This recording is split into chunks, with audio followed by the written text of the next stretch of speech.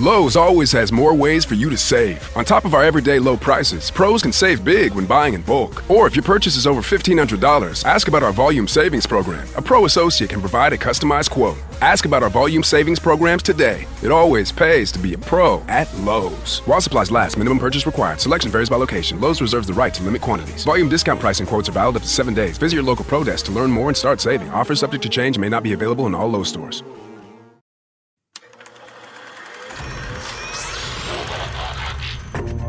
Game over, man. Game over. You're gonna need a bigger boat. Why so serious? I am Iron Man. This is a tasty burger. Welcome to the InSession Film Podcast. Welcome to this podcast review for February 20th, 2023. And I'm JD Duran. And I'm Brendan Cassidy. Thanks for joining us, everybody. We are going back to the MCU. We're going to the quantum realm. We're shrinking in this ourselves. Conversation. We definitely Will this are. be a shrunken review, though? I doubt that. Hopefully not. Hopefully we'll be able to get into as much nuance and texture as we can, you know, with whatever Ant-Man and the Wasp Quantumania is getting into. A lot of hidden things in the quantum realm. Absolutely. There certainly is a lot to talk about, and perhaps we'll talk about the MCU at large a little bit further. For those that listened to episode 522, we did have a rousing conversation about the state of the MC Union, if you will. Yeah. But I think perhaps you and I can dive into it a little bit further here, and of course, we'll give a review for Ant-Man and the Wasp Quantumania. Before we do, though, Brennan, I'm curious, any expectations you had for this movie going in? What'd you think? I mean, expectations are kind of hard when it comes to Marvel these days, because when we talked about this with our State of the MC Union episode, as you're referring to there, I mean, there has been so much content these days that it's hard to really expect anything. I feel like I'm just going to get another Marvel property at this point. There was a lot that I was hoping for. When it comes to that, you know, this being the first film in phase 5, some of the things I was hoping for was something to really hook us in, to really keep the trajectory going, if that makes sense. And we'll talk about whether the film, Quantumania specifically, it really should just be called Quantumania. We'll talk about that. I mean, if you notice, the word Ant-Man is hidden in the title Quantumania. So the fact that it's really called Ant-Man and the Wasp Quantumania, it's really more of a technicality. The Wasp is barely in this movie. I know. I mean, what, Evangeline Lilly has maybe 10 lines or something like that. I mean, it's a little hyperbolic, but the point kind of still stands. But at the same time, you know, it's a different kind of quote unquote Ant-Man movie. It's meant to set up some more things. And what I was really hoping to at least see was, you know, something to really take away from Kang the Conqueror specifically. I think there's a lot to talk about here regarding Jonathan Majors, and that was perhaps the biggest takeaway here. Yeah, I agree. That was really my expectations. This film was launching phase 5, and we know that Kang is going to be a pivotal piece of phase 5 and phase 6. So I was really looking forward to that. Before we get into the film, though, I do want to address the discourse a little bit, because the conversation around this film, and by proxy the MCU at large, has been nothing short of, what's the word, insufferable on both sides. Welcome to film Twitter when it comes to almost anything. I mean, it's going to be insufferable if Everything Everywhere All at Once wins Best Picture. It has been incredibly insufferable. So I did want to speak to it. And again, I'm not pointing fingers at any one person specifically. It's coming from simply multiple the angles. larger conversation that's out there. And again, it is on both sides. So first, let me address the Marvel fans out there that is watching this, listening to this. If you're a fan of Marvel and you're championing these movies, and I've really liked a lot of Marvel, you have to come to understand that there are valid criticisms surrounding these movies. From an artistic craft perspective, from a performance perspective, from a CGI perspective. a narrative script writing perspective, there are criticisms to be had. We'll certainly get into those with Quantumania. Yeah, we will. There's plenty of them. And you have to accept that. You have to accept that these films are not 5-star masterpieces. And it's okay. It's okay. A critic offering up a few criticisms does not mean that you're not allowed to enjoy it. And I think that distinction has to be made, because it feels like when those criticisms are lofted that it's a personal attack, and that's not true. Isn't that that's a sad misconception these days, right? Is that if someone is, let's say, a bit mixed to positive on a certain film that you love, regardless if it's Marvel or not, there's this pushback as if to say, no, you don't love this movie like I do. Well, then you don't like it. It's like you have to love or hate things. The in between stage. Does that even exist anymore? I feel like Marvel is certainly an example of that for sure, but just that topic in a broad sense relating to movies in general, we could have a whole episode about that. Like, does the middle ground really exist anymore? It should be. I tried to speak to that last night, because I think most films in some way, shape, or form fall into that middle ground. And the other thing too, when you seek out perspectives that are not yours, you're able to see things in a new, different way. It doesn't mean that you have to agree, but maybe there are times you're able to see these films or the tropes involved, the overall storytelling. Perhaps you're able to see it in a new way.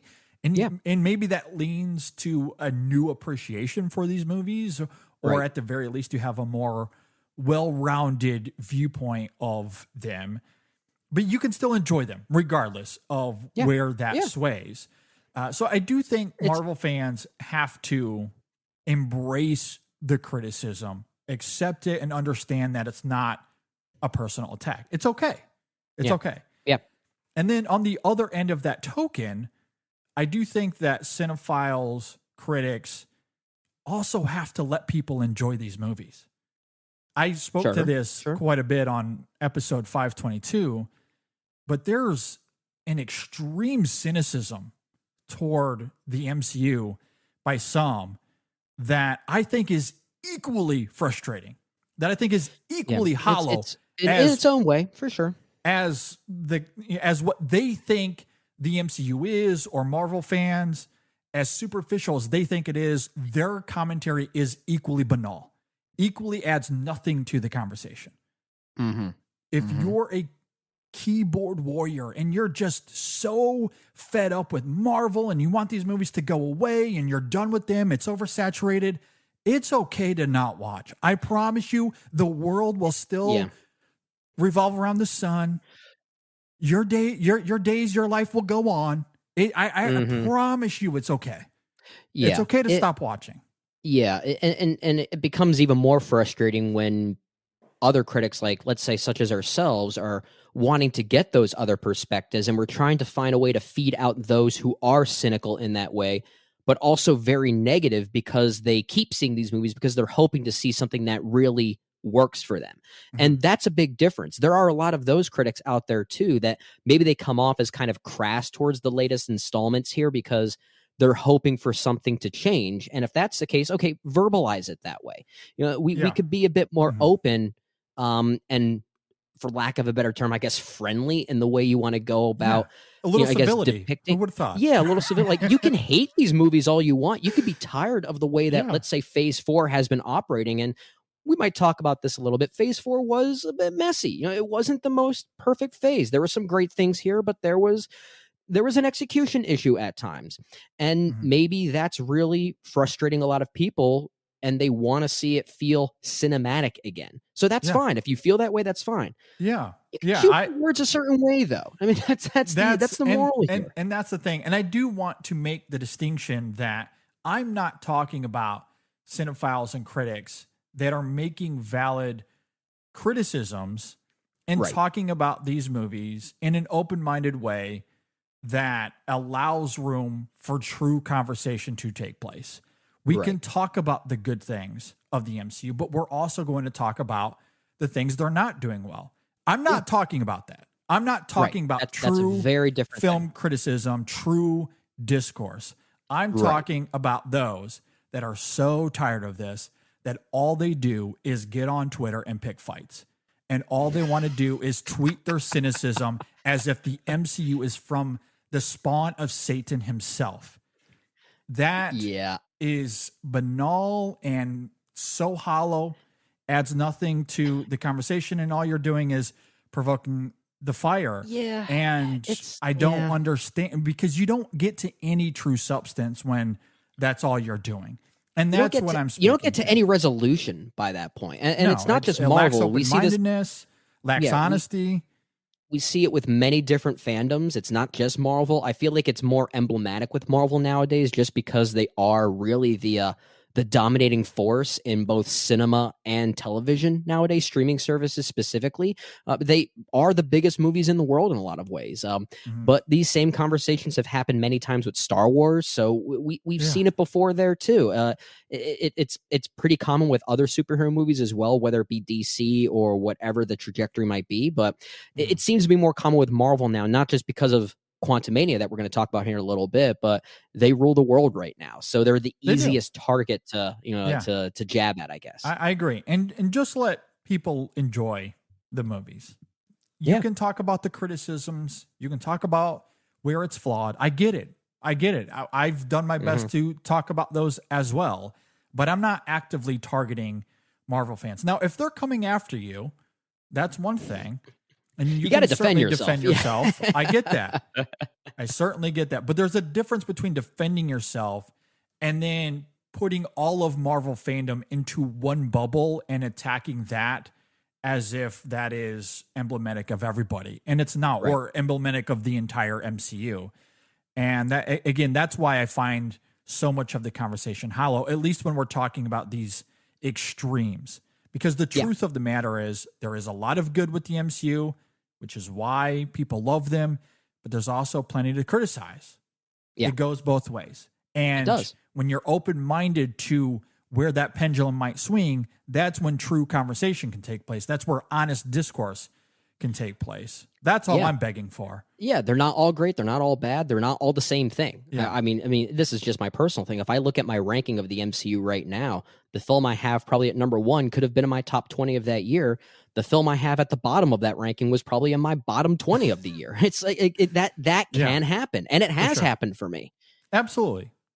So I wanted to get that out of the way because the conversation around Quantumania has been insane. I think it's absolutely insane. I think it's a great starting point for us talking about this movie, because I think what we just said there is going to trickle into maybe not our thoughts on the movie as a movie, but the circumstances surrounding it. Also, for sure.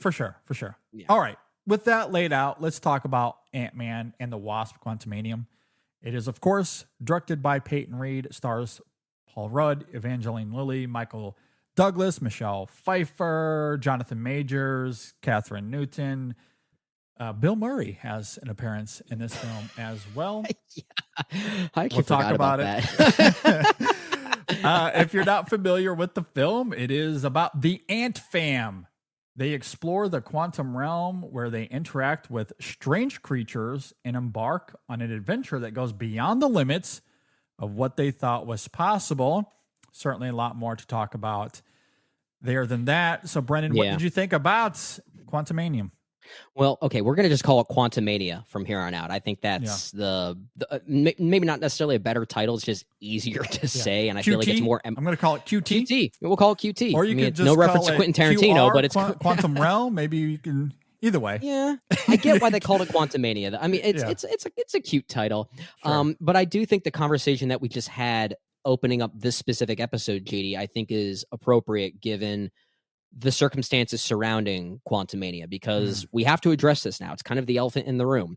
Critically speaking, this is the worst reviewed Marvel movie ever, really. I mean, it just from an aggregator standpoint, it has the worst score. It has the worst score on Metacritic, far and away. Yeah, it's not even close. Yeah, maybe not Rotten Tomatoes, but I'm just talking about like the aggregations themselves. Gotcha. Okay. I think the reviews themselves and the individual thoughts on these from these reviews, rather, they've been a bit more mixed, but they seem to be leaning a bit more negative than maybe they used to. And I think the conversation we had is very appropriate to kind of dissect why that might be. So I guess to just address that, this being the worst reviewed Marvel movie yet, is it the worst one? No, it's not the worst one. It's not great. It's not. I don't know if it's particularly good, but it's not the worst one. And I think because of those circumstances, I feel this urge to defend the movie a little bit. It really feels like it's more of a victim of circumstance. I feel like a lot of these more negative pushing reviews, or at least the aggregations themselves, the fact that they're leaning more negative, I think is just more representative of how people feel about the MCU nowadays. I think if this film came out, if this quality film came out 2 years ago, I think the aggregated score would be very different. Because it's really, I don't think it's any worse or better than most movies that we've gotten in the past couple of years. I think it's almost just as good as the first 2 Ant-Man films. It might be the worst of the 3, but it's not really that far off, if you ask me. There are good things here that we'll talk about. Yeah. There are messy things from a narrative standpoint that we'll talk about. The script here from Jeff Loveness, I believe, who is one of the primary creators behind Rick and Morty, and you can certainly sense a lot of the Rick and Morty isms here, for better and for worse. But there are good things here that I know we'll talk about. There's at least an attempt to get a little weird that I did at least appreciate. Does it fully commit to it in the way that I would have liked? Maybe not, but there were pockets where I thought, okay, I'm going to remember that. Like, I'm going to remember MODOK for a while. MODOK is my favorite thing in the movie because it's not going to work for everyone, but it fully commits to the stupidity, and I love that. So there are pockets of the film where I really did appreciate it. As a movie, it doesn't always work, but I'm probably going to have more positive things to say, just really given that circumstance. It's not the worst movie in this franchise for me. I don't think it's particularly great. It's kind of middle of the road for me, but there are interesting things here, and we'll certainly talk about them. Yeah. So Brennan, this is going to be real interesting because we opened this conversation by talking about how most things fall into the middle. And when you alleviate two things the at once. extremism of conversation, you can find some truth and honesty. So this is going to be a little bit of a hot take based off of that pretext, but I am firmly in the middle on this movie. Firmly in the middle. I think there's some good. I think there's some really bad. Yeah. So shocking. Shocking how. So how that works. we've just confused all of the fan bases out there. They don't know what you think of this movie because you don't love it or hate it. I know. God forbid. I can't make be up the your mind, keyboard JD. warrior that just loathes this movie, and it's the Moderate worst thing I've people ever don't seen. exist anymore. You can't do it. Gosh. But I also can't be the Marvel fan that goes, this is at least a 9 out of 10. No, I can't do that either. I can't do either. It's interesting. This movie has elements where I thought that's at least an 8 or 9 out of 10. Then there are other elements where I thought that's like a 1 out of 10. It is kind of a tug of war of a film in quality, at least if I do say so myself. Yeah. Now, before I get to some of the things that I do appreciate here, I did want to address the visuals of this movie because I did feel like that was a talking point among many cinephiles and critics. I don't see how prosaic this film is, given the conversation out there. It's visually tepid, I guess, but I find it so consistent with the rest of Marveldom that I didn't really notice anything one way or another. I think, sorry to cut you off here, but I think that's more representative of what I was saying, that's been a common criticism of the MCU over the past, 2 years, I guess. So the fact that we're seeing yet another movie do that same thing or fall into those same, I guess, saturation traps. And for a movie that's meant to be a bit bigger and lusher and more vibrant and expressive, maybe that criticism just got louder because of it. And that's why I say it's more of a victim of circumstance. Is it any worse than the way some of these other movies have looked? No, not really. I completely agreed. And I think some of the muffling of the film visually is a direct result of this film taking place in the quantum realm, which has an interesting color scheme to it at times. But I think its darker hues is simply emblematic of this being a different realm within the multiverse underneath the universe that we've come to know of, that Earth takes place in. And so it has a little bit of a different saturation to distinct itself from what we've become accustomed to within Marvel lore. Also, I saw this in IMAX. I don't know, technically speaking, if that actually makes a difference, because the lighting to me was fine. In IMAX, it was visibly transparent enough. I could see everything that was taking place quite cogently, for whatever that's worth. I did not see it in IMAX, but I didn't have that problem either. Okay. I was at least able to visually determine what was happening. I agree. So a lot of the discourse I've seen around that, I find a little bit confounding. Again, are those simple biases coming through? Or as you're talking about the trend that we've seen within Marvel movies the last few years in terms of the CGI and how, maybe how bland it is comparatively to something like Avatar.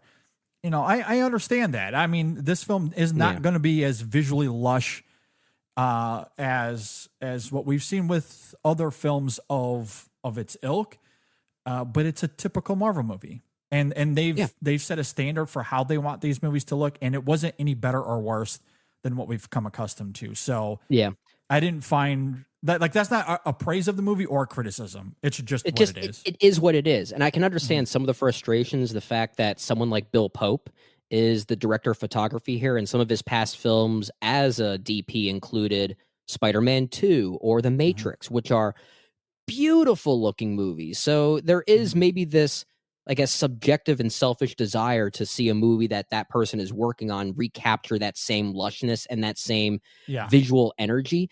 But Marvel doesn't really do that. And it is unfortunate at times. I mean, that's kind of a whole conversation we can have about the way that visual effects artists are, I guess, unfortunately overworked when it comes to working for Marvel and Disney these days. I don't want to get into that, but maybe that has something to do with it as well. But yeah, like, this movie, the way it looks isn't any worse than what we've seen over the past couple of years. I think it's just now is the time that I think that criticism has just gotten louder because we got another one of those movies that has that same issue for some people. Yeah, and the quantum realm is this complete place of fiction, right? And so I think that's part of it as well, where there's not going to be a ton of practicality comparatively to something like Avatar: The Way of Water, where obviously Pandora is completely fictional as well, but it is very Earth-like in its ambiance and its physicality, right? Where there's water, there's a forest, there's land. Like, there's so much about Pandora that is a reflection of Earth that you can do a lot more with that film, practically speaking, visually speaking. The quantum realm is this place where time and space doesn't exist. How do you render that in a pragmatic way? I don't know. I don't think there's really much you can do in that regard. There isn't. And I will say, I think the team behind this movie, Quantumania specifically, did a fine enough job at least adding some depth of field here, because the way that the color is, I guess, utilized, there are times I felt like, okay, this actually looks like there is some three-dimensional space happening here. It didn't always look like they were on just some type of set, which we have seen in previous movies before that have looked a little bit unfinished in the visual effects department. And that has happened with Marvel. It doesn't happen as much here for me. I thought it was mostly passable. I agree. I completely agree. Even though we've seen little glimpses of the quantum realm in previous movies, but we haven't gone this deep into the quantum realm. And while the entire thing has to be a CGI creation, because again, it's this place outside of time and space, I think they do a good job of trying to make it visually engaging by having so much of the film feel a little weird and strange. It feels like an 80s pulpy B movie in a lot of respects. Which is why I didn't necessarily dislike the fact that some of the visual effects weren't very good in parts, because it weirdly, maybe inadvertently added to the 80s charm in some ways. Yeah, I agree. Yeah. I don't know if that was intentional, but there are times I thought this is very Masters of the Universe or something like that. I agree. I mean, that's what I really love about the design of MODOK. And obviously they're using the comics as a reference, but it still comes off very strange in live action. And I loved it. I agree with you. MODOK is one of the best things about this movie. Or you think about the Xalem character, the robot with the sun head, I thought was really interesting. Or there's Veb, I believe the character's name is, who's this blob-like creature who just wants holes in him. My second favorite character in the movie behind MODOK. Yeah, that I thought was interesting. So, yes, it is a little tepid and prosaic. It's very conventional from a Marvel perspective, but I think they add some flavor by trying to make it their version of an 80s B movie with a little pulpiness thrown in there, that I was still able to be engaged with the film in that regard. And then when you talk about the movie on the whole, and this is, again, where there's a duality, right? Because I do think the script is awfully messy. There are characters that do not have as much space here to develop or to have any sort of impact. People have talked about Evangeline Lilly here.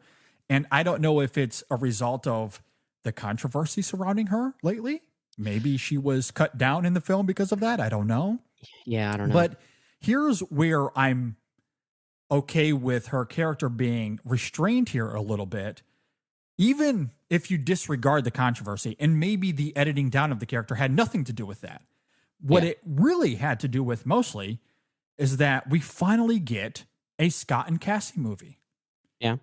This movie is about lost time from two different perspectives. You get King's perspective with him being trapped in the quantum realm, being banished there by the King dynasty, if you will. And that is a big part of this movie. And then it's also a movie about lost time as it relates to the relationship of Scott and Cassie.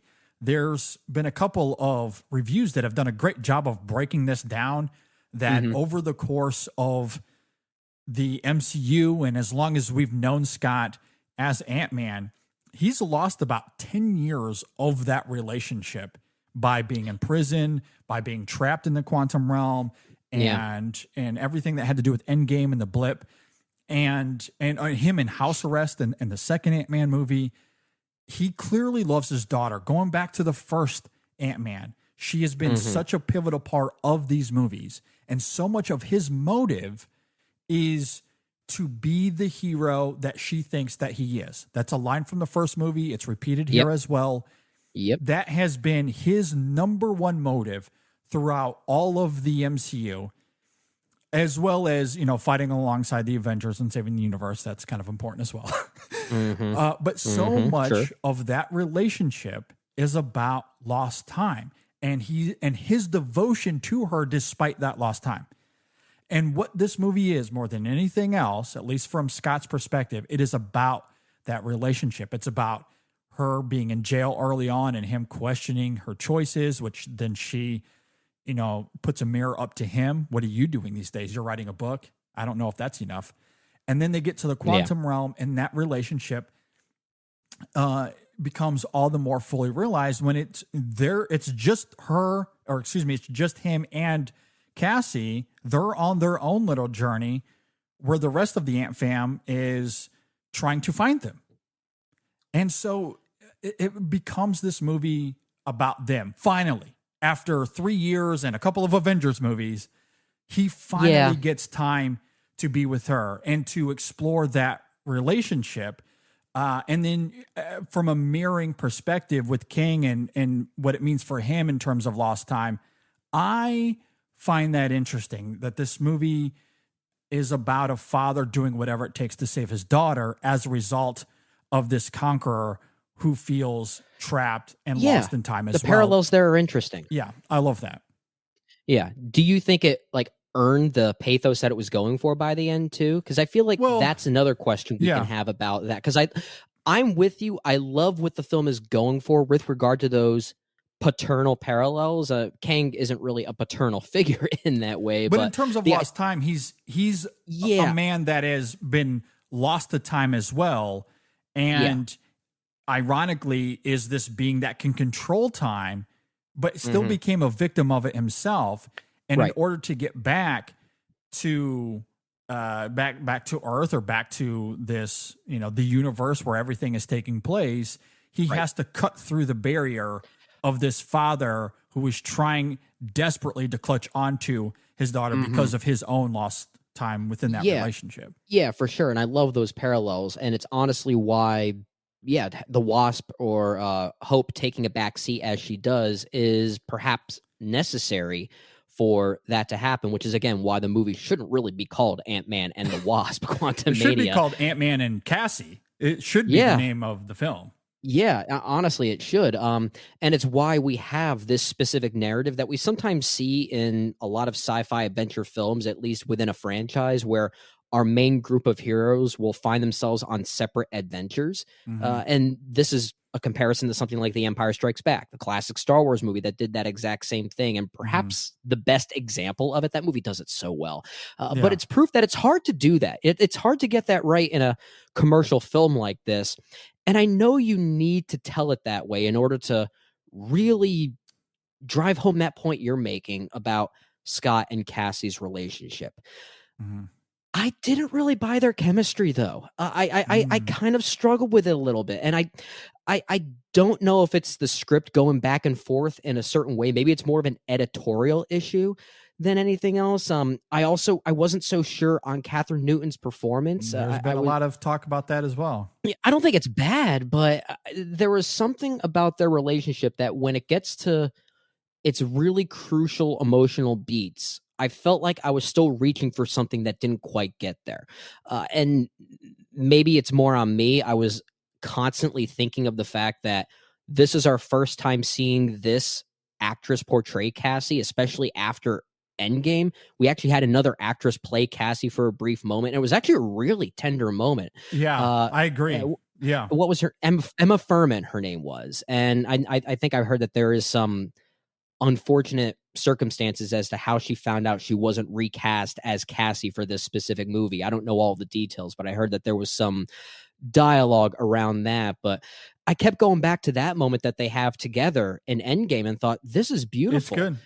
And to see it again in this movie, or to at least try to capture those same emotional beats, but with a different actress that felt like she was giving a very different performance, I felt like I was doing all of that work over again. And it honestly put me a little bit behind when trying to get to those payoffs that I think the film wanted to. Yeah, I don't know what the behind the scenes mechanics was. Perhaps there was some politics at play that we don't know about.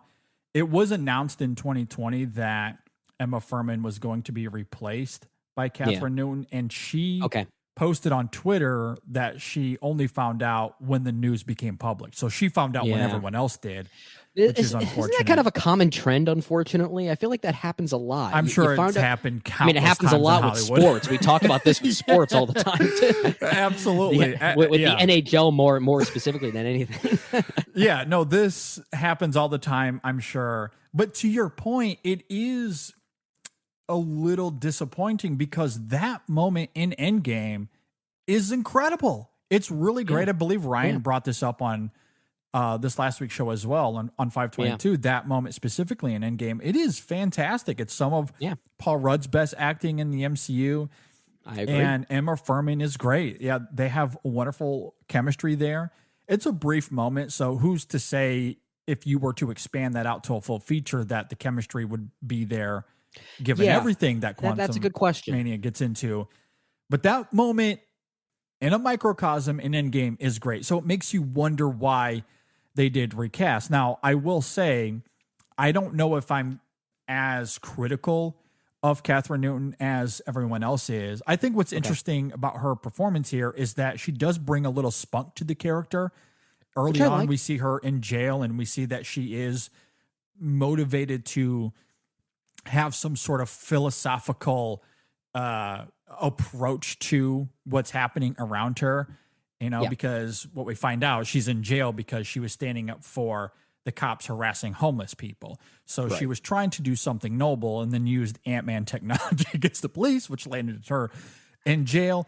And there's a funny gag involving a police car that I will acknowledge. It's very good. Yeah. And then she uses that to then point a finger at her father, who is simply taking advantage of his fame as an Avenger, right? Where he's doing public appearances and he has a podcast now and he's writing this book.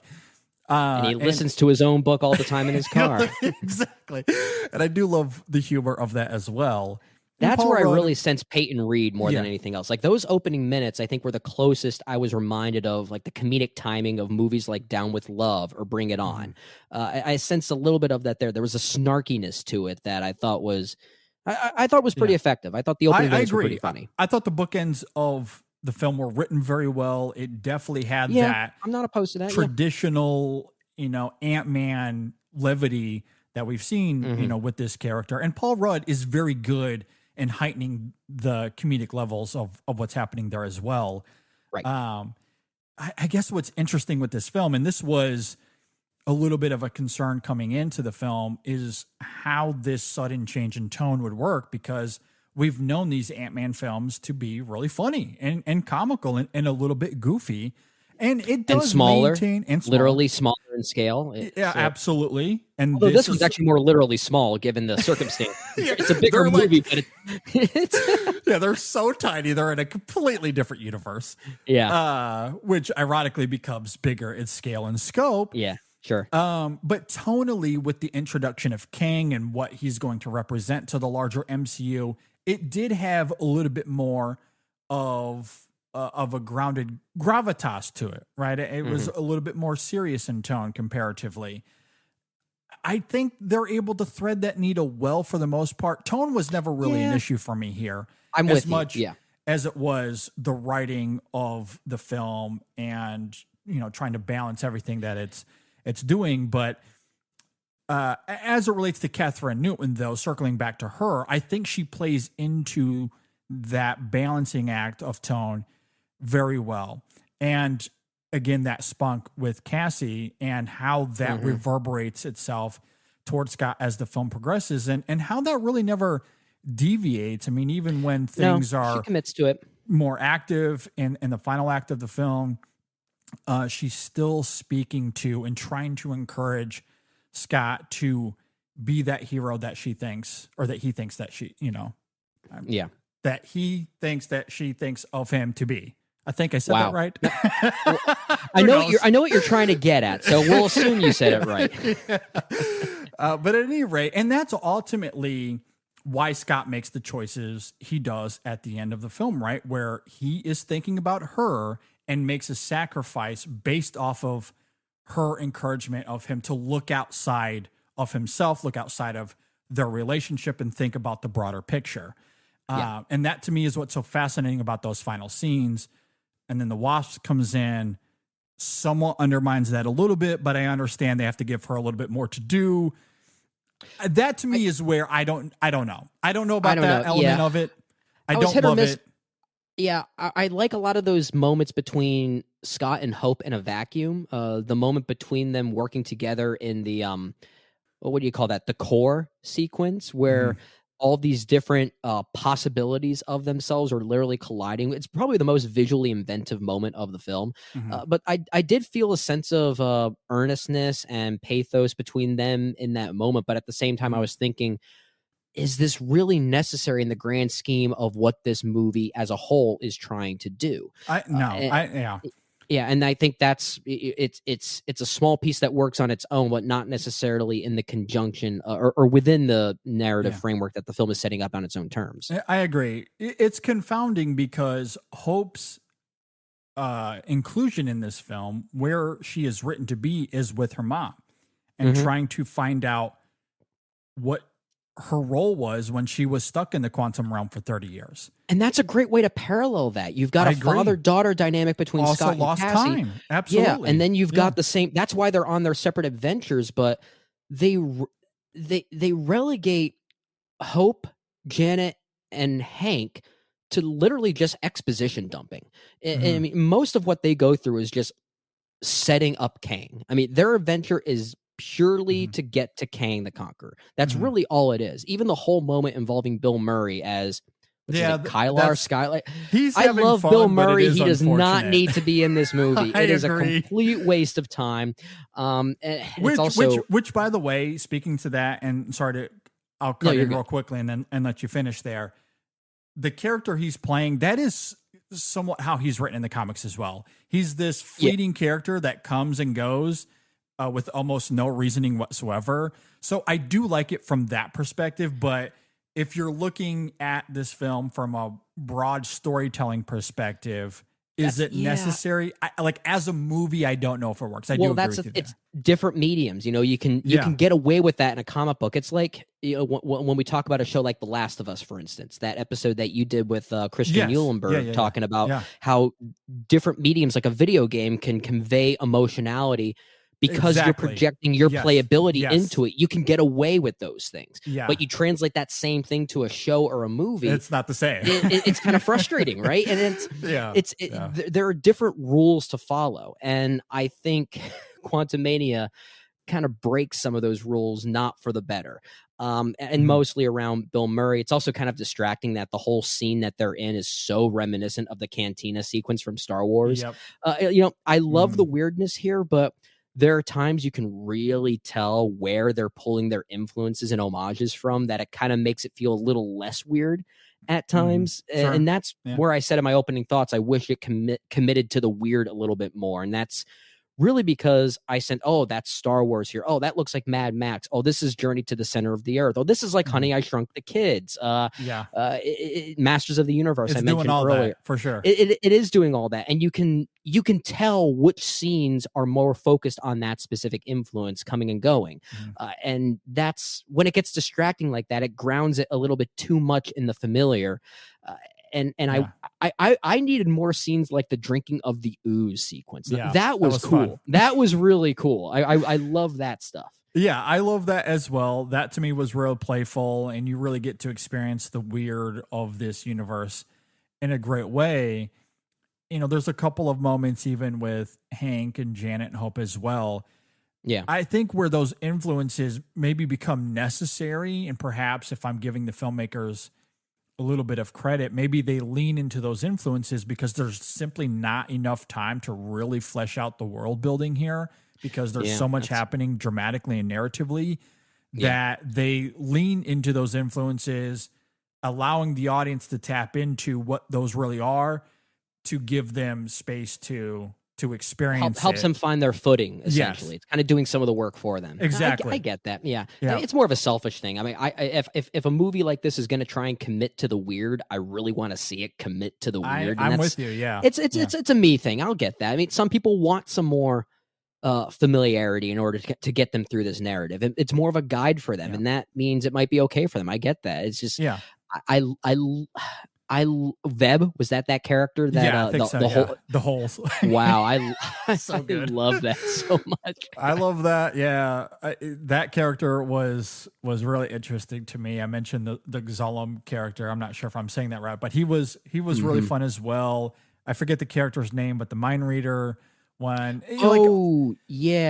Like all these characters have their moments that I did really like. It's a little, far and few in between. Again, the world building here is... I mean, these are characters that are okay with just being quirks. We don't need to flesh out these back kind of characters. like Lewis and the rest of the guys in the previous two movies. And maybe that's the biggest criticism of this movie. There's no... I mean, it's not an Ant-Man movie. There's no Lewis. So I mean, come on.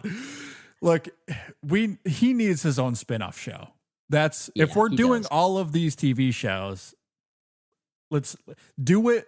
It's just him telling stories. There's no narrative, no connective issue to the Marvel Cinematic Universe. It's just him telling stories. It doesn't have to be serious. Like the tone of it and the approach could be like She-Hulk, but even less grounded in this universe. I mean, like you're saying, it could just be like every episode is just him telling a new story. And it's like 20 minutes long. He should be the one narrating What If. Yeah. He should be. He'll Or at least we need at least an episode where Yeah. what if a certain scenario happens that the Watcher gets replaced by Lewis, and we just have a whole episode of him. Love that. I would love that. I definitely want more Lewis. I will Kevin, champion that you listening? all day. Kevin Feigetron, you listening here? But to your point, I think the quirks here do add a nice touch, especially because everything with add some Kang character. does Yeah. add a heftiness to it. That I did like the weirdness of it, even if it's not enough, even if we could have gotten more of it. That to me is less of a problem and more so the disjointed writing and the missed opportunities because, circling back to Hope and Janet, I mean, that's also another relationship that falls under that fundamental idea of lost time. And they don't really explore that as much, but it's certainly there that their journey could have been less expositional and more about them grappling with that, because that's when this film is at its most interesting, is when they're in the ship and Hope is desperately trying to get something out of her mother. Like, what happened here? Why are you afraid of this guy? And then that's the thing. If you without going for those emotional beats, it just turns into not necessarily a plot hole, but a giant conceit that you have to get your mind around, that Janet would refuse to tell anyone about the dangers of the quantum realm without going into specifics. And not to say that it pushes the boundaries of believability for that character, but it does make you question. You could have said at least a little something to prevent Cassie from sending a signal in the first place. And so it kind of makes by avoiding those emotional beats, it kind of it fails to acknowledge that then too. If I do remember correctly, I'm pretty sure if I remember correctly, in that opening scene, Janet is unaware of what's happening. Maybe. Okay. That you is might be right. I Cassie think and that was a Hank thing. Cassie and Hank thing. Yeah. Okay. And so, but as soon as she realized that it was a signal, she's like, no, you got to turn that off. So to be fair, they were aware of that and did write that in. But to your point, and I don't necessarily mind that Hope wanting answers out of her mother leads to exposition as to what happened between her and Kang. Right. And again, I find that dynamic interesting on its own terms. Right. What I guess I'm frustrated by is that when we return, the film never goes back to that dynamic. It never goes back to Janet. And Hope you're grappling absolutely with right. that. Yeah. It just becomes a path to get to exposition, to your point, which is, frustrating, instead of it being like a moment of honesty and a moment of truth and character.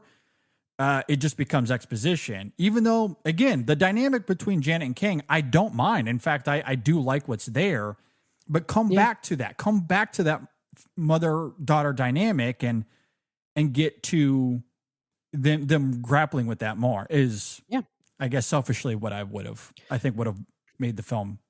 No, I'm with you. And those messy aspects in the script and trying to get from plot point to emotional point simultaneously, you definitely sense the cracks there. Should we talk about Kang? And we haven't mentioned Kang yet. I actually want to hold off on Kang for a moment because Brendan and I talked about this offline. We're going to talk a little bit of spoilers with this film and with Kang. Yep. So we can do all of that here in a moment. Before we do, though, you mentioned MODOK earlier. I want to talk about that a little bit further as well, because it is one of the best elements of this film. And it's interestingly set up earlier. I love the line of dialogue in the car early on in the film when Scott, is trying to say something to Cassie about having a normal life. And her rebuttal is, Dad, a man in a bee costume tried to kill me when I was 6. I've never had a normal life. An interesting rebuttal to Scott in that moment that I think works for that specific relationship and what's happening there dramatically. Also foreshadowing MODOK. Maybe that's a spoiler. I probably just spoiled that. I apologize. But then we get to MODOK. That it's a Darren Cross. I didn't even think about that as I was talking. Then you get to MODOK. Man, what a reveal. What a character. A lot of fun. What a face. What a face. What a butt. What a butt. So weird. Yeah. Oh man, what a dick. Yeah, No, he is not a dick. and that's that was my first sentiment after I left the theater, is that thematically speaking. And man, I'm so glad that you reminded me of this, because it circles back to the beginning of the show and Yeah. civility. Could we please have a little bit of civility?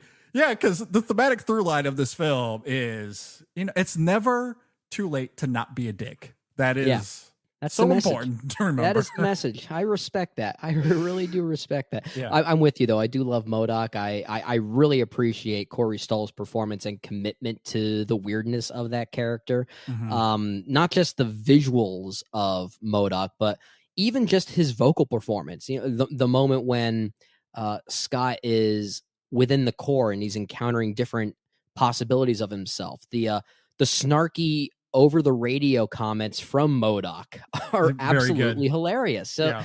I really appreciated that. I know MODOK has not worked for everyone. There are a lot of people who cannot stand that character. I get it, but man, do I not agree. I think this movie needed and required something like that. I agree. I completely agree. I love how visually goofy it is.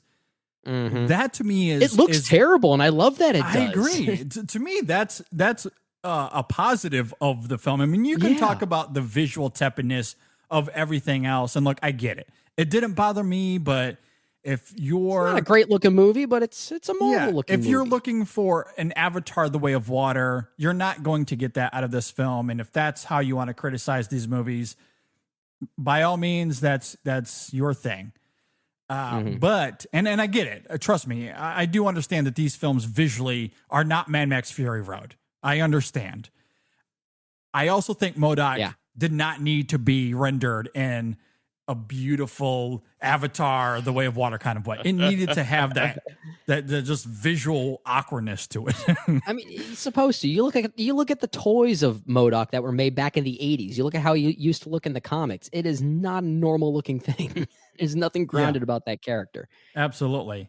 And I also love, and maybe this is where I will refrain from spoilers, because there is a little bit of a twist with the character near the end.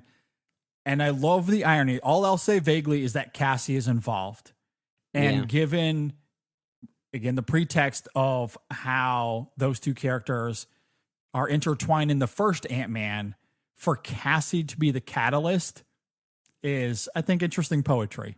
I did like that. It's a nice full circle. Yeah, it's the one moment where I thought, okay, this is less of a Quantumania movie. Now it's more of an Ant-Man movie. Because it goes back to that final battle in Ant-Man 1. And the last line about being an Avenger killed me. So good. Scott being a brother is So good. the baby legs. I can't get over the baby legs. Yeah. So good. MODOK is great. Objectively great. I'm sorry. That's just the truth of it. All right, let's get to Kang. And again, this is where we'll get into spoilers with the movie. Yeah. I imagine most of you watching or listening have seen the film, but just in case, we'll get into a little bit of spoilers here. Okay, what did you think about Kang? I don't know yet. I honestly don't know yet. I like Jonathan Majors in this movie. I'll say that. I think he's a formidable presence. I like this specific variant of Kang and his backstory and how that relates to the Kang dynasty that we're going to eventually see. But I have questions. Okay. The big questions are, we've seen Kang technically twice in the MCU now, two different versions of him. We've seen the ending of Loki, which was He Who Remains. He Who Remains. That was that's who he referred to himself as. And now we've seen this iteration of Kang the Conqueror, who was exiled by the Council of Kang, essentially, because he did not like what they were doing, we'll simply say, and his method to the madness was to conquer and destroy other multiverses to prevent what they wanted to do. And what he was doing was not too different from He Who Remains. It's a similar different method to the madness, more villainous for sure, but the same goal ultimately. And my question is, are we never gonna get like one specific Kang to latch our feet to? And that's what worries me. Okay. I'm curious to hear your thoughts, because that's where my biggest questions are, because I love this iteration of Kang that we see in this movie. It's implied that he's dead. That's what's stated in the mid-credit scene. Yes. But I'll tell you what, man. We normally criticize Marvel for doing the whole bring people back from the dead thing. Yeah. I will criticize this movie for not bringing him back from the dead. If he doesn't come back, then I have very little interest in whatever these Council of Kangs are right now, because that mid-credit scene I thought was awful. It came off like Eddie Murphy in Nutty Professor. Like, that's what it felt like to me. Like all these different, something about it was just tonally off. I think it was introduced too soon, or too, I don't know what the real reason is for my negativity on it, but it's I love this iteration of Kang. I hope we see him again, and I'm starting to get the sense I don't know if we will. Well, first of all, I love the Council of Kang. Okay. Maybe because it's Jonathan Majors. Also, it's a weird storyline in the comics. At least I think it is. It is quirky, and I could tell they're trying to go for the quirkiness of it.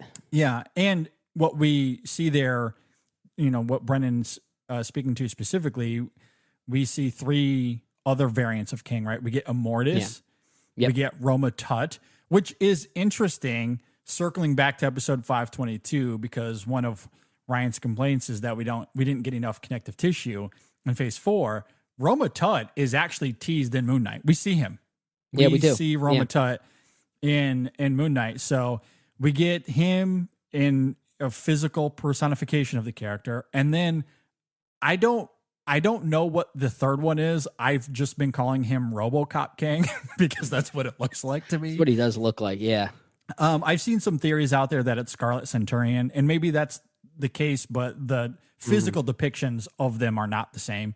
But if it is Scarlet Centurion, I would certainly buy that, I think, given what I feel like Marvel is trying to do here. So I found that interesting. I've also seen the theory out there, to speak to what you're saying, and it does make a lot of sense to me, that Prime Kang, the version of Kang we see in this film, and He Who Remains are so similar that perhaps they're actually one and the same, meaning that Prime Kang is always destined to become He Who Remains.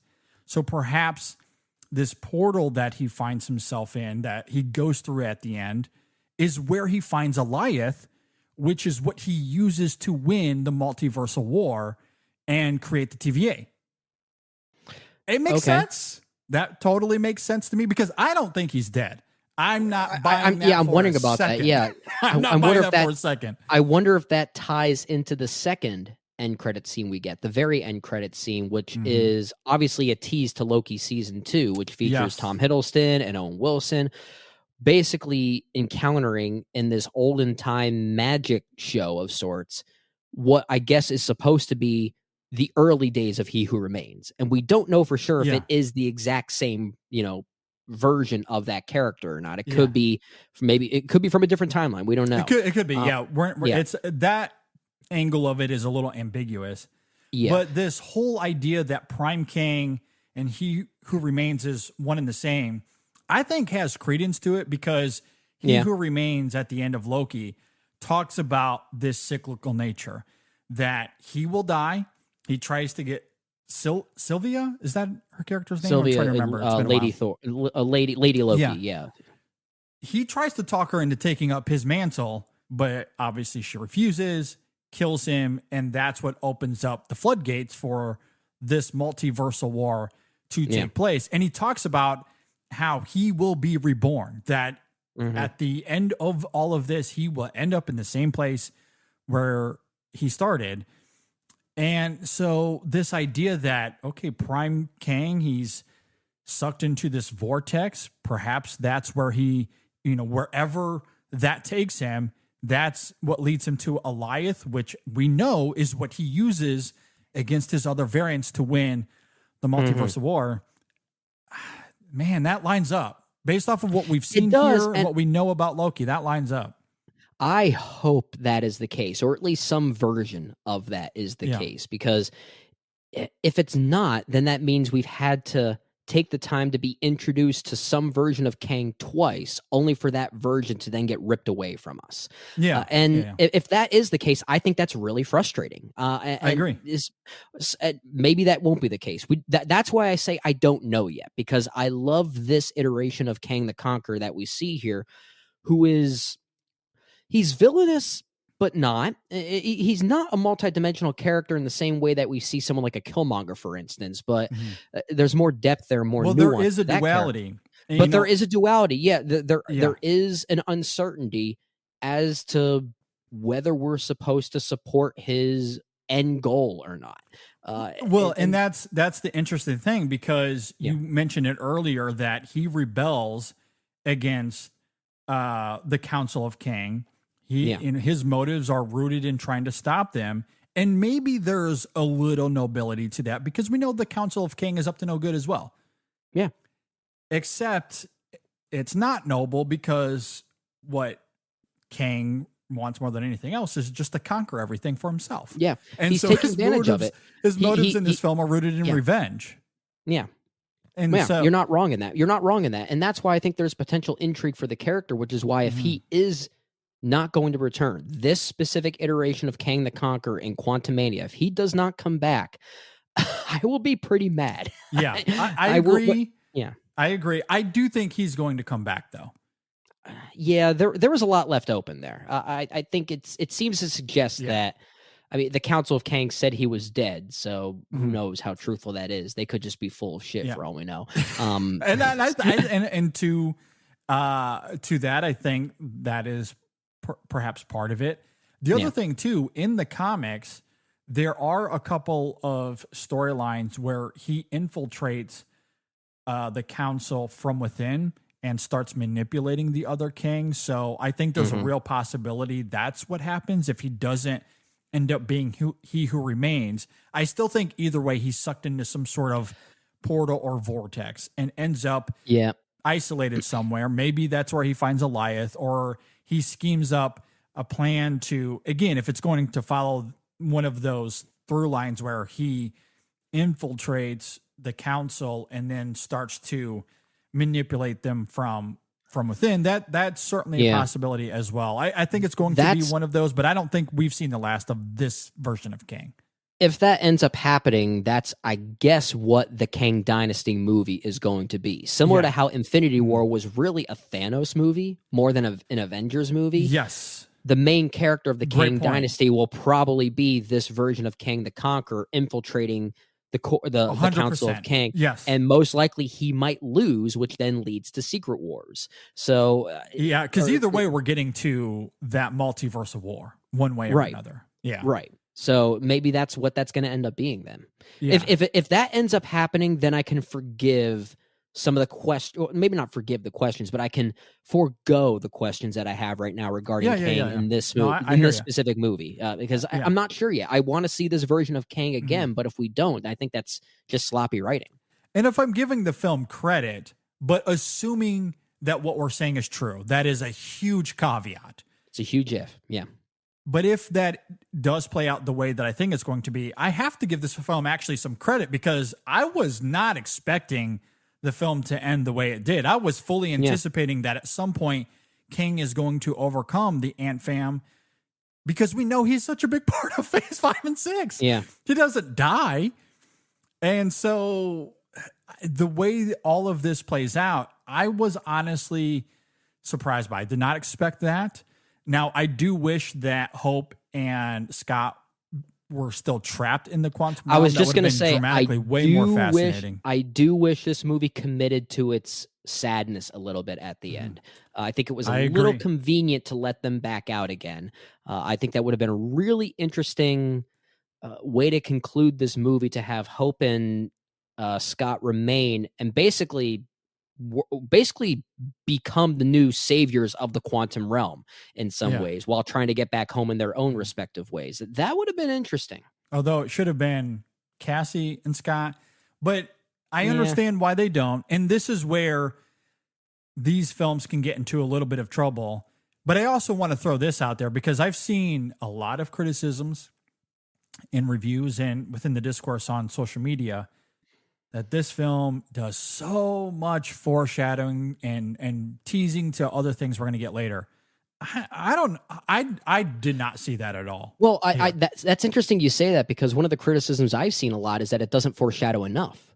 That's how I felt. Yeah. Well, that's the thing. I mean, in many ways, I mean, I wouldn't recommend you skip this movie to watch what's going to come next, because you have to get to know what's happening here. And if Kang is going to return, then, or this specific version of Kang, you need to sort of know what his backstory and his motivations are. But from a plot narrative standpoint, not much happens here that's going to set up another movie or something. It's pretty overtly singular.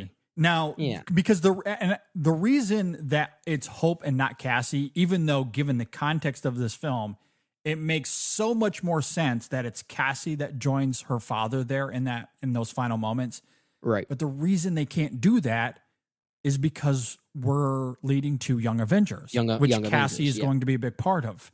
Yeah, so for she can't be stuck in the quantum realm for that to happen. And that's the script needs to change her motivation to say, oh, you're not going to jump after your father, when we're sitting there thinking she totally would. She totally would. And that's what makes totally sense. Would. Given what this film does with that relationship. It makes no sense. Like, Hope and Scott are so distant from each other in this film. We they know might as well have like gotten divorced by this point. Yeah, this could have been one giant divorce movie. I would have bought it. It could have, it certainly could have been.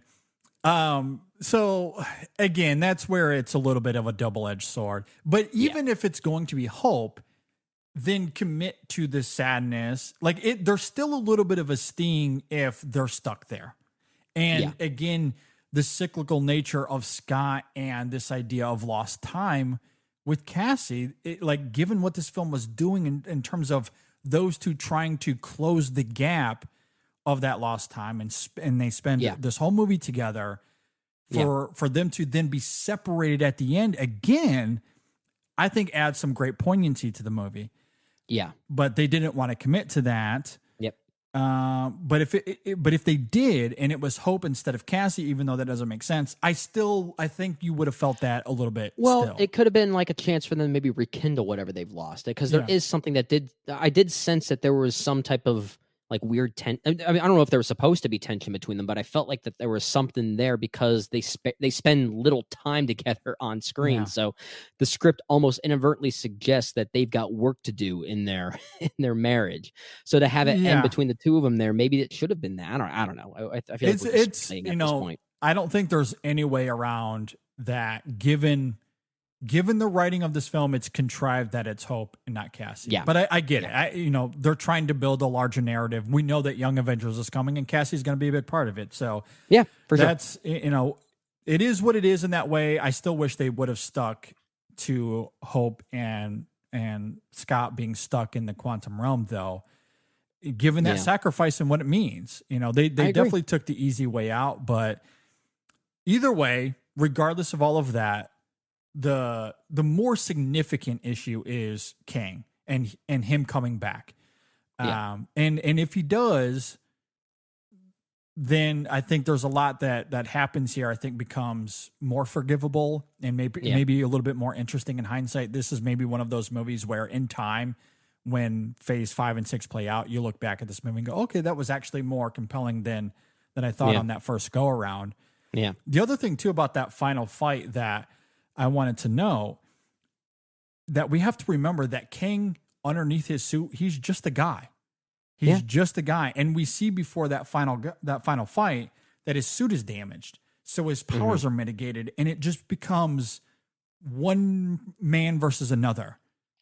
And, again, with Jonathan Majors being as physically intimidating as he is, he should have beaten the snot out of Scott. But it's the hero versus villain story. I get why it didn't go that way, but the fact that it was powerless, it was just two humans fighting each other, I thought was interesting as well. Yeah, it was very visceral too. Yeah. There was something very like tangible and kind of like you could feel a lot of that, which I appreciated the film really committing to that too. And of course they build up to that moment with those two characters, right? Because there's a lot Yeah. of verbal sparring between them throughout, where we hear King talking about how he's killed a lot of Avengers. Have I killed you Yeah. before? Are you Thor? Like he confuses them. He's killed. Are you so the guy with many the Avengers. hammer? Yeah. Yeah, exactly. And he does a great job of manipulating Scott with Cassie, leading to him, trying to get the core for his, time chair that he has. Yeah. And that whole sequence is interesting, not just because of MODOK and the levity he brings, but obviously the motives of Scott there is all about Cassie, right? And how all that comes together and they have the epiphany at the same time.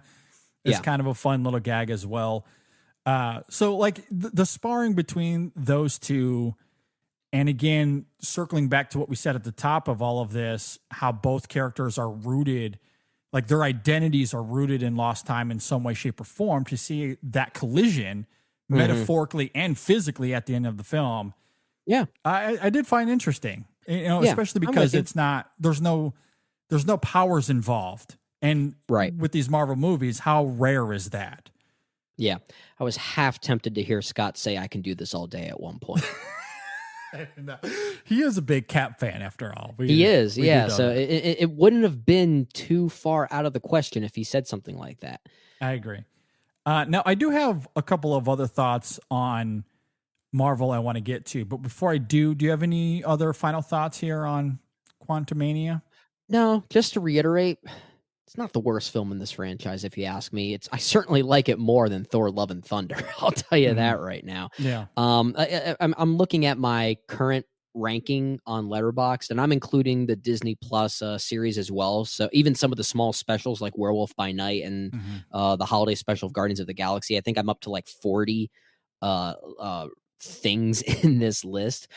Quantumania is somewhere around like 25 to 30 out of 40 or something like that for me. It's middle. It's kind of middle of the road. It's not that bad. It's fine. It has a lot of problems, but it's not the worst for me. I agree. I think I put it just alongside some of the same lines as the first two Ant-Man films. I think it's way less consistent than those two, but I don't think it's much worse than what's come before it. It's sitting in the same kind of camp for me.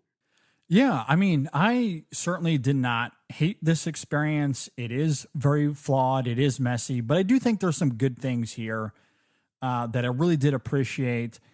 When looking at my ranking, it's not going to be in the bottom 5.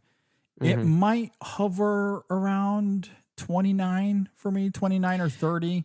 Because I do like admittedly, I like the first two Ant-Mans more than this one. I do too. I'm thinking from a rating standpoint, if there's anything that separates it from a star rating perspective, it might be like half a star when compared to the first two Ant-Man films. Yeah, that's really the only at. difference. Yeah. Yeah, that's about where I'm at.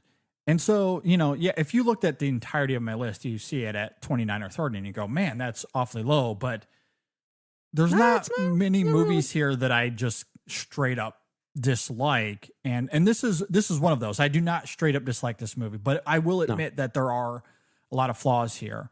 So it'll rank near the bottom, but I still liked it more than I didn't. And I'm real curious to see what the ripple effect of this is with King specifically, also with the Ant fam.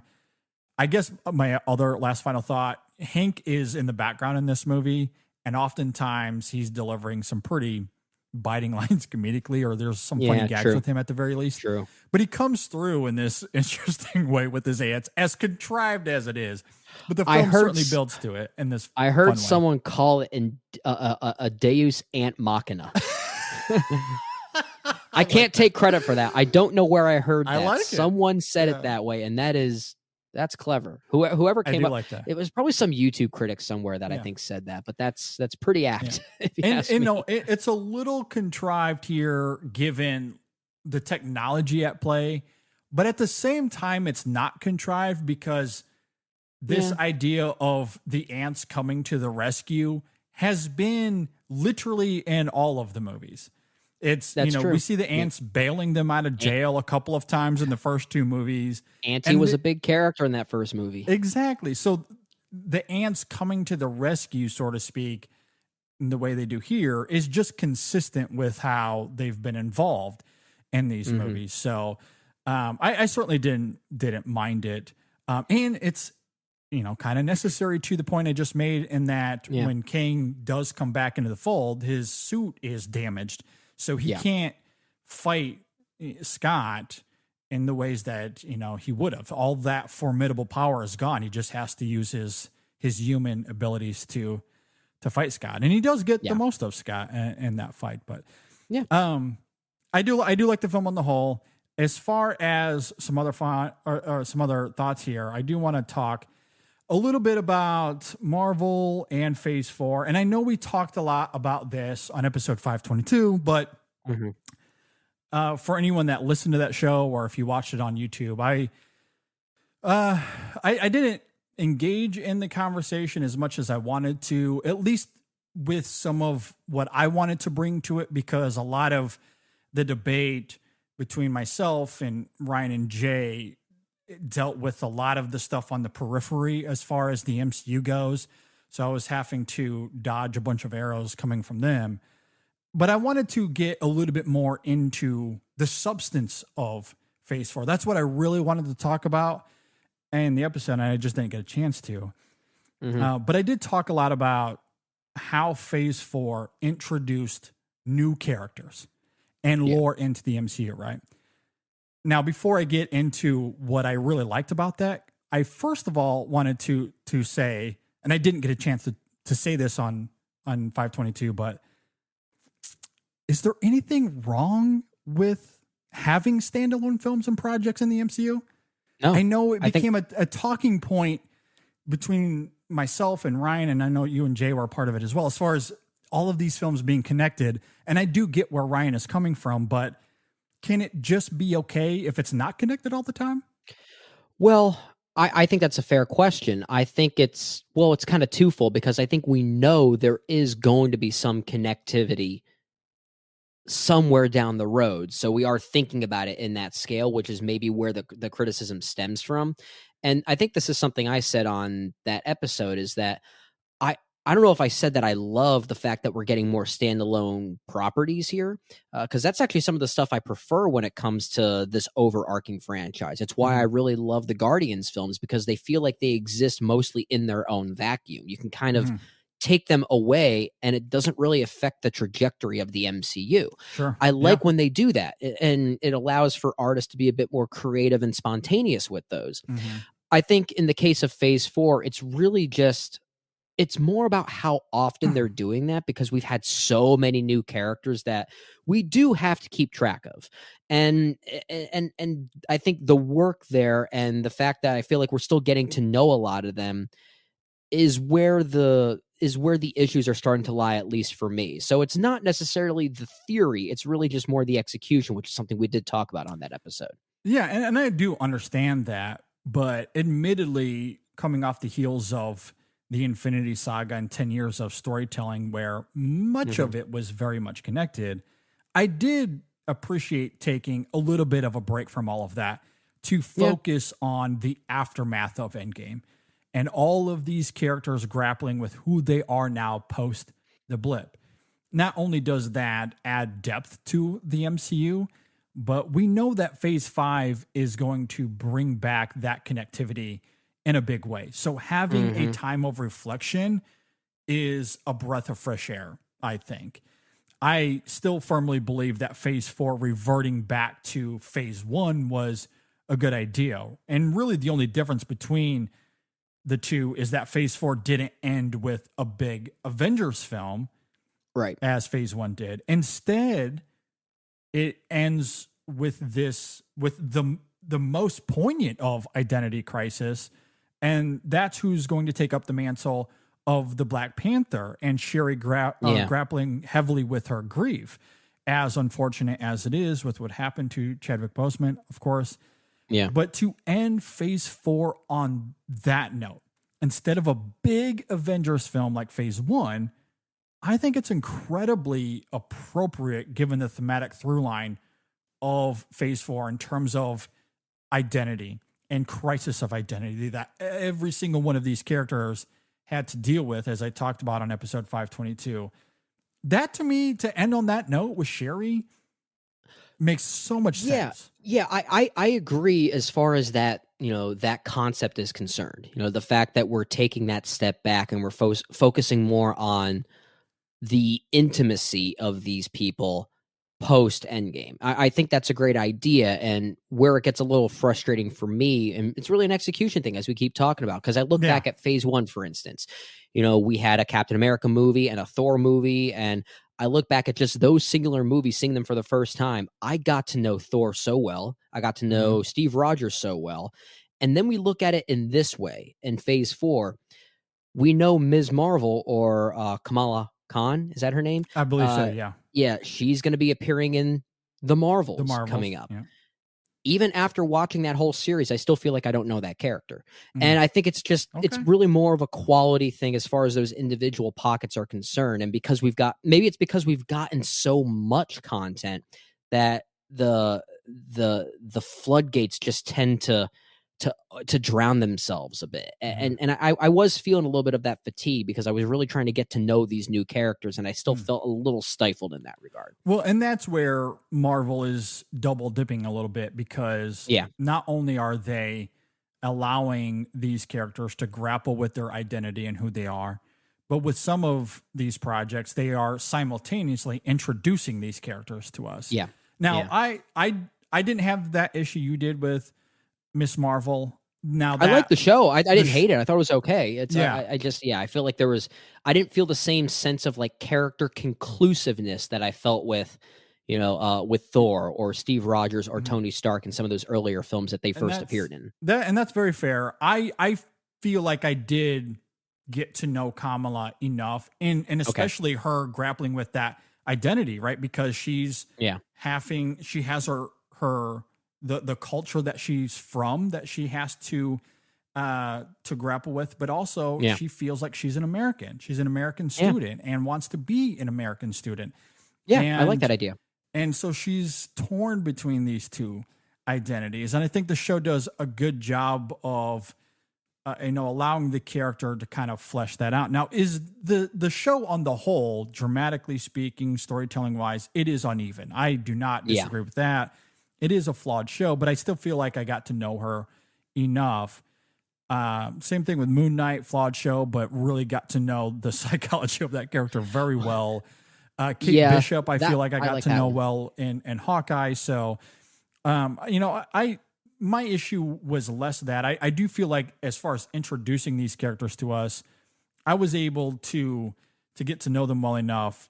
It was the broader storytelling that was inconsistent, and that was a problem with Phase 4. That was and not just in the TV shows, but in the films. I think that was certainly an issue they had to deal with as well. But on the whole, I did like Phase 4 because of its approach. But I did want to also end this by talking about the connectivity of it all, because again, we talked about it very superficially on episode 522. I did want to talk about it in some detail here. Now, we don't have another hour to go here. I can't get into all the I'll give you the floor this time. Yeah. But just to talk about it a little bit anyway, because what Phase 4 did is it kind of dove into all of these new areas while bringing connectivity to it within the larger MCU. Like, for example, it laid the foundation very well for the street level MCU to come back into the fold in a big way with something like Hawkeye, Daredevil, which we haven't seen that series yet, but was teased in She-Hulk. We know that's coming. She-Hulk, I think, falls into this as well. Spider-Man now. Spider-Man was a big movie that dealt with the multiverse, but at the end of it, we know that he's going back to the streets, if you will. And that is another character that had to deal with an identity crisis. At the end of that movie, he has no identity. Nobody knows who he is. Right. You can maybe throw Thunderbolts into that as well. There's also the ever-expanding magic of the MCU with Doctor Strange, WandaVision, of course, Werewolf by Night, Moon Knight, all of those movies had through lines that tied directly into the multiverse saga. Doctor Strange and WandaVision, certainly obvious examples. But even with Werewolf by Night, one of the characters on that episode or that show, I think it was just a one-off thing, but one of them was the Man-Thing. And that is a character that lives in a swamp that is the nexus of all realities, is how it's been described. So that ties to the multiverse. Now, Moon Knight is less so tied to the multiverse, but it does tether heavily to the mysticism of something like Shang-Chi and Eternals and Thor, which gets us into the cosmicness of the MCU in Phase 4. And as you said, that one variant of Kang was referenced in Moon Knight, right? So there is going to be something there potentially. We don't know if it'll be. We don't know if it'll ever be literal, but there is at least a reference there. And there are Easter eggs and ties when we're talking about the cosmic realm. Speaking about Eternals, Thor: Love and Thunder, Shang-Chi, and Miss Marvel, with all of those will, of course, tie to Secret Invasion that's coming out here in a little bit. Yeah. But I think about something like Miss Marvel and the bangle in that show, or you think about the powers of the Eternals, the 10 rings in Shang-Chi, all of those things come from the same cosmic power. And now, as with what we see in Quantumania, the pyramid that Kang has, that he's built there in the quantum realm, it has the same ring structure as the 10 rings and the bangle. It's probable that this power comes from a character called Eon in the comics, who we do see in Thor: Love and Thunder, by the way, again tying it to that movie. So that's one specific connection. The bangle that is found in Miss Marvel, we see the symbol of the 10 rings is there, and also it's found on a Kree, foreshadowing Secret Invasion. We also see in that show that the bangle allows Kamala to travel back in time, which alludes to the quantum realm and the multiverse as well. Yeah. And if you want to get even nerdier, there's an argument to be made that Black Panther ties into Eternals, given how celestial bodies are made and formed via meteors, and how that potentially explains where vibranium comes from. And with Kang, maybe he'll use vibranium to help break the cycle that he's stuck in, using a temporal pincer movement, if you will. That's what I really should have used to explain, to bring Brad and Jay onto my side here. Just going to say, man. But I think that's how maybe the Avengers are kind of brought into this with Kang and the Multiversal War. And then, as we alluded to earlier, Young Avengers is on the way. That's teased in all of these things. Thunderbolt's the same thing. So, again, it's perhaps less seamless, as there are these distinct sections of the MCU that Phase 4 was emphasizing. But all of the connectivity is there. I wanted to get into it a little bit more, a little bit of substance. But it's hard to deny what you guys were saying on episode 522 as it relates to the format of Phase 4. There was a formatting problem. There was definitely a lot of trial and error for sure. And I don't disagree that there is connectivity there, even if it is subtle. Does Phase 4 go about, I guess, detailing that connectivity in a fair or good enough way? Maybe that's another conversation, because there have been, breakages in the narrative structure, as we talk about. But the connectivity is there. You're not wrong. And I love the research that you did there. You clearly did some digging. I did some digging. I love that. Yeah, I did some homework, and obviously there's a lot more I could go into, but this is, we're at the end of an Ant-Man review. I didn't have time to go into it. I didn't have another hour to talk about all these things. But these are the kind of things that are missed when all you want to talk about is the extremism of the discourse, the oversaturation, the visuals are terrible. Like, when that's all we're talking about, you really miss the heart of what the MCU is doing, And I do think that there's much more beneath the surface than what is given credit for, but we can't have that conversation because everyone is dodging arrows from the other side.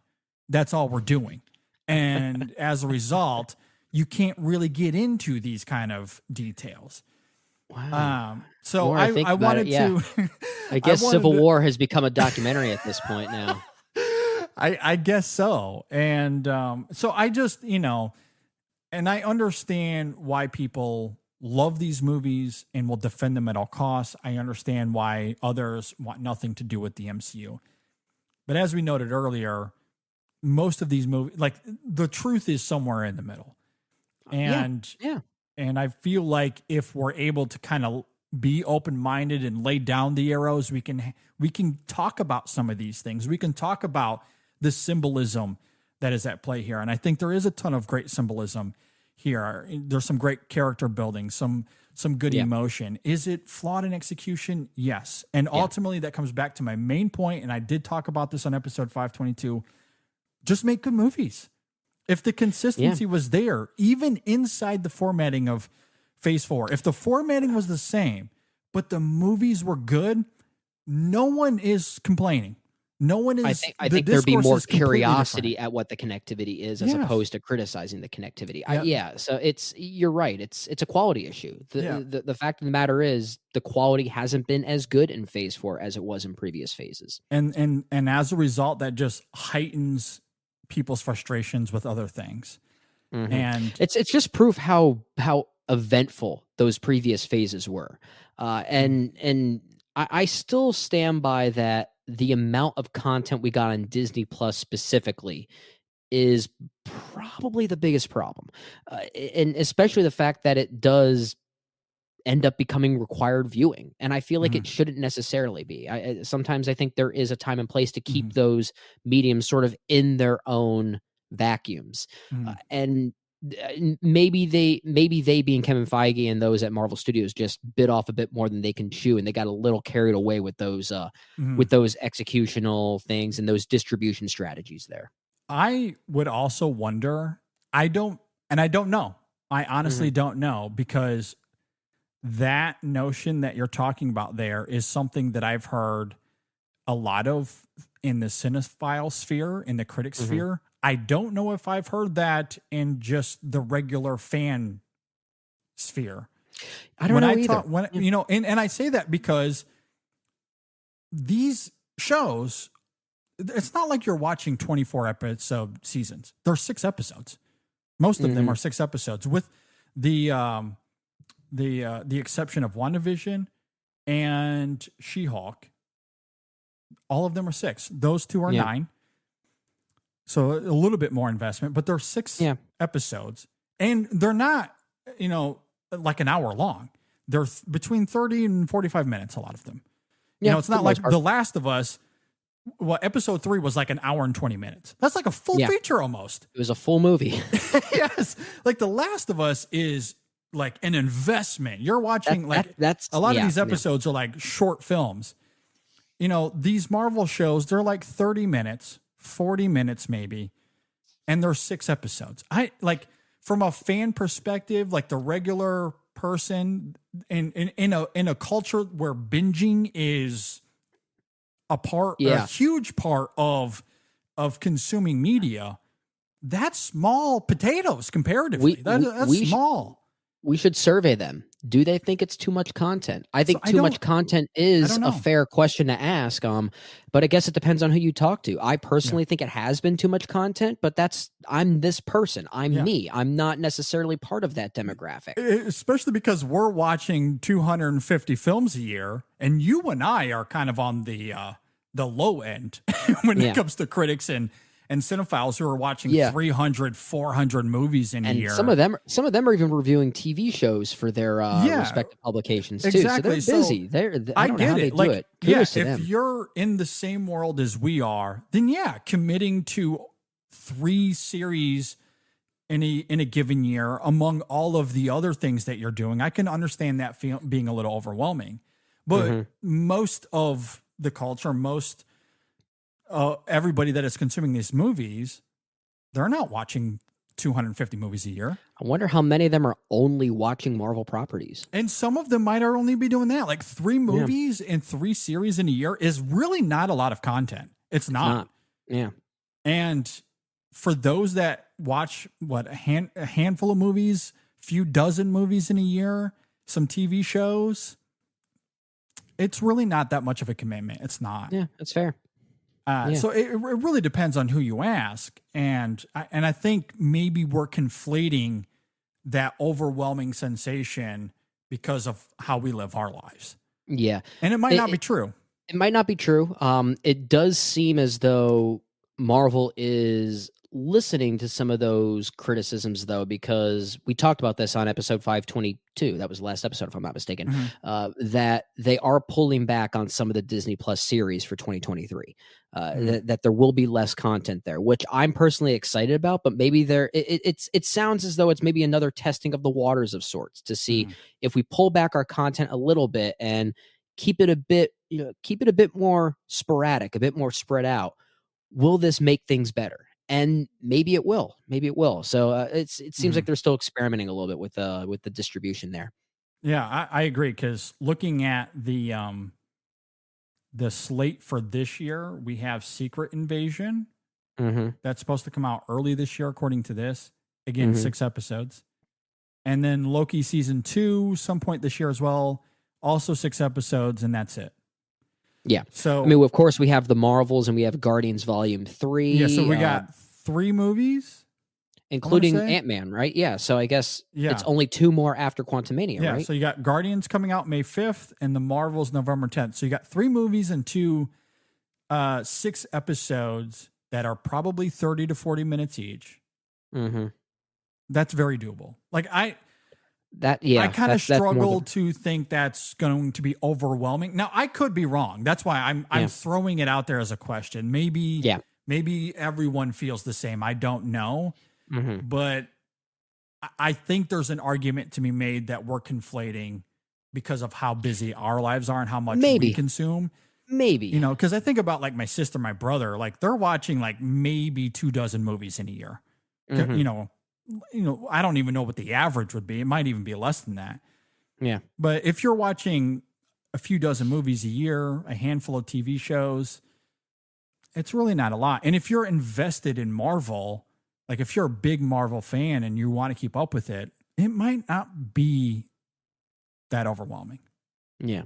I don't know. I think it's a great topic to really kind of do some data analysis on. Maybe we should get some voice of the customer out there and send out some surveys and see what people say. Exactly.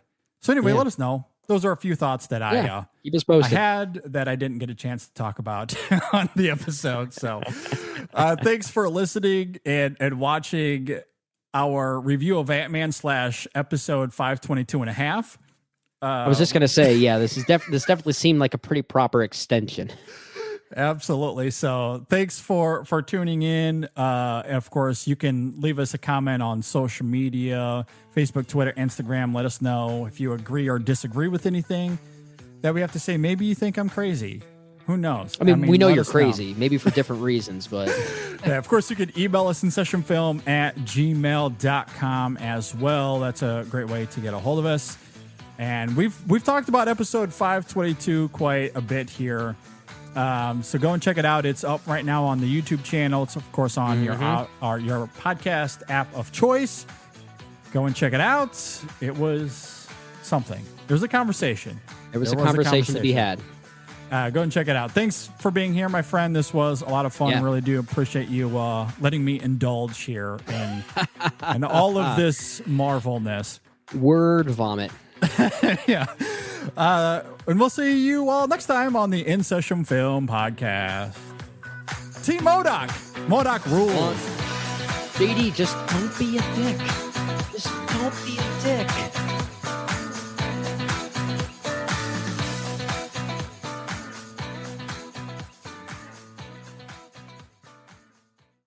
You do things your own way. You make things your own, just the way you like them. Your bank should do that for you too. The Bank of Clark is the bank for that. From banking to lending to wealth management, when you need financial services built just for you, we're the bank for that. Find out what banking designed just for you is all about. Call 1-800-650-8723. Visit your local Bank of Clark branch today or go to bankofclark.bank. That's bankofclark.bank. We're the bank for that. Member FDIC.